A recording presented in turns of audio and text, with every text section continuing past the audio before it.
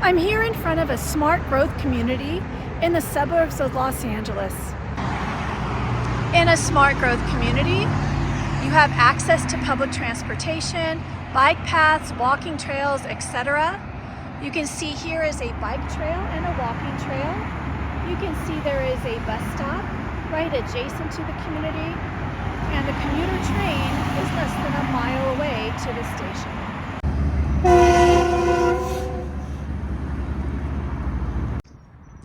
The main street in this community has 22 live-work units. They are 3 stories tall, and the owners own the bottom story and can have a store or offices and live on the 2nd and 3rd story. We have on this street Pilates studios, real estate, hair and skincare, insurance agents, acupuncture, therapy, and more. Most of the community is single-family homes, but there are 22 of these mixed-use units, which is a component of smart growth. Smart growth communities often have small yards or patios, like the one behind me, so having lots of common spaces is important.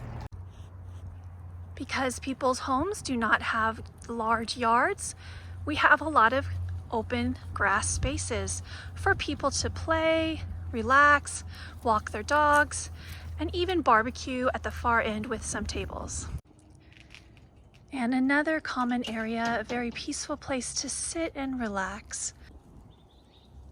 This is one end of the community's playground. So since kids' backyards are not big enough to play, they created a lot of community spaces. We have swings, we have a jungle gym, we have a playing field over here that children use. They set up soccer posts, they throw footballs. And then we also have a tot lot, so some play equipment over here, a very busy place by lots of children. This is the community pool. Since people do not have enough room to build backyard pools, we have a lovely community pool here that is resort style. This is the community garden.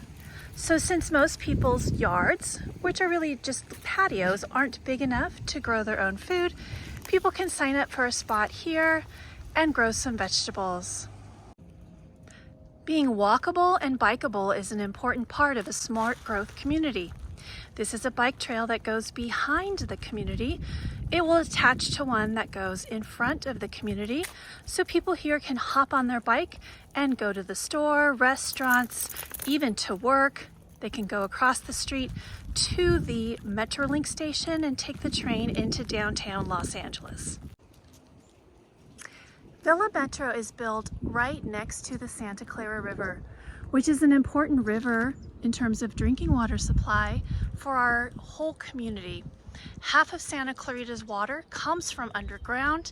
There are 2 aquifers, the Santa Clara River Aquifer, which is this one, and the alluvial aquifer, which is under the community of Saugus. So all the rain that falls, that drains into this riverbed, soaks underground, and we pump it up as part of our drinking water. This is some footage of the river during a big rainstorm. A lot of that water will soak underground, some will flow all the way to the Pacific Ocean. I'm standing on a levee which protects me and protects the neighborhood from any floodwaters. Over here is a pumping station. Since we sit upon the Santa Clara River's aquifer, it's an important area to pump water for drinking water for Santa Clarita. This is what a pumping station looks like inside. It's not particularly interesting, but these pipes will take the water to the water treatment plant where it will be cleaned up and sterilized before it goes to people's homes. Notice the decomposed granite walkway that leads to a gate behind the community. Decomposed granite is really important as a permeable pavement, which means that when it rains, water can soak through it and go underground and recharge our groundwater, our important aquifer. There's decomposed granite around the homes as well. This is a swale. It's an indention in the earth that allows rainwater to soak in and recharge the aquifer that's beneath us. So behind these homes is the Santa Clara River, which is an important aquifer, but the aquifer is not confined to just the riverbed, it's this whole community. We are on top of an important aquifer. And so all of the drain pipes from all of these homes go underground and empty here into this swale. During a rainstorm, this fills up and slowly percolates and soaks underground. If we have a big rainstorm, like during an El Nino year, we have this area here, so if the level gets too high, it goes through that opening and directly to the river so we don't have flooding. Another principle of smart growth is lots of plants and lots of trees. So while this community has homes that are close together, they're considered detached townhomes. There are lots of open spaces for water to infiltrate in the rain. Lots of trees to clean the air, lots of grass, lots of walkways.